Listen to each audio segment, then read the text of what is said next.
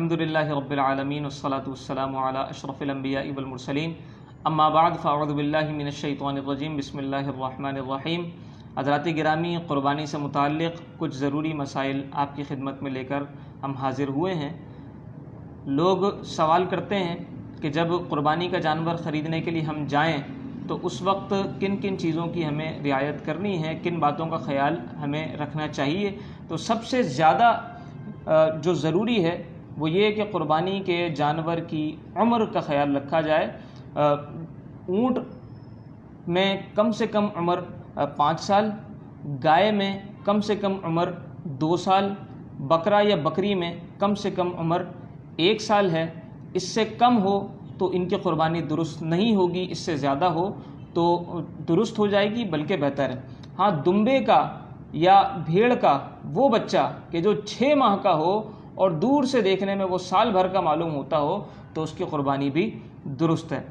یاد رکھیے گا کہ گائے ہو یا اونٹ، ان کے اندر 7 ہی لوگ شریک ہو سکتے ہیں، زیادہ سے زیادہ ان سے زیادہ شرکت کی اجازت نہیں ہے، گنجائش نہیں ہے۔ بعض لوگ یہ سمجھتے ہیں کہ شاید اونٹ چونکہ بڑا ہوتا ہے جسامت میں اس لیے اس کے اندر زیادہ حصے ہوتے ہیں۔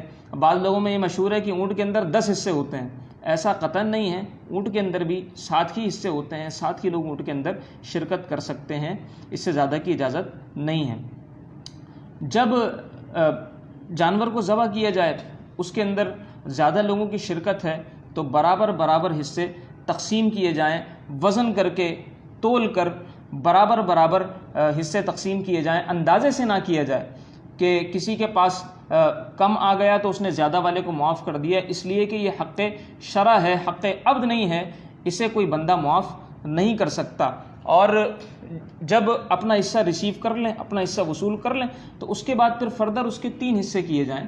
ایک حصہ اپنے گھر والوں کے لیے رکھا جائے، ایک حصہ اعزاء اقربا کے لیے رکھا جائے، اور ایک حصہ جو ہے وہ فقراء کے لیے رکھا جائے۔ لیکن اگر کسی نے ایسا نہیں کیا، سارا اپنے گھر والوں کے لیے رکھ لیا تو بھی جائز، کھا سکتا ہے، لیکن احسن مستحسن بہتر طریقہ یہ ہے کہ 3 حصے کیے جائیں، ایک اپنے گھر والوں کے لیے، ایک رشتہ داروں کے لیے، اور ایک فقراء مساکین کے لیے رکھا جائے۔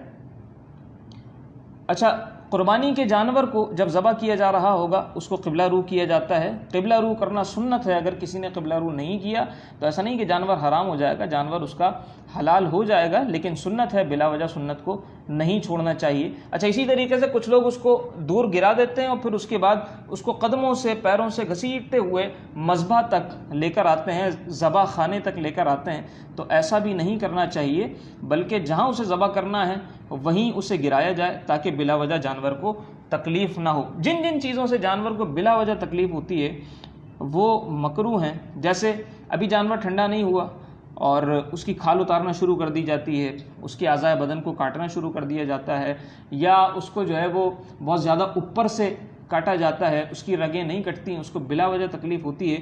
یاد رکھیے گا کہ اگر جانور کے گلے میں جو 4 رگیں ہوتی ہیں، اگر ان میں سے 3 رگیں جو ہے جن کا کٹ جانا ضروری ہے، کم سے کم 3 رگیں اس کے حلال ہونے کے لیے ضروری ہیں کہ کٹ جائیں، ویسے تو 4 ہی کٹ جائیں، لیکن اگر 3 بھی کٹ گئیں تو جانور حلال ہو جائے گا۔ 3 سے کم کٹی، 2 کٹیں یا 1 کٹی تو جانور حلال نہیں ہوگا، اور اگر وہ رگیں بالکل ہی نہ کٹیں تو جو ہے وہ جانور حلال نہیں ہوگا۔ اس لیے ان چیزوں کے اندر احتیاط کرنا چاہیے، بلا وجہ کھال کی وجہ سے یا اور کسی وجہ سے بہت زیادہ اوپر سے اس کو جو ہے وہ ذبح کرنا اس کے لیے تکلیف کا بھی باعث ہے، اور کبھی کبھی ایسا بھی ہو سکتا ہے کہ جانور ہی حلال نہ ہو، لہٰذا اس کے اندر بہت زیادہ احتیاط چاہیے کہ مسئلہ حلال اور حرام کا ہے۔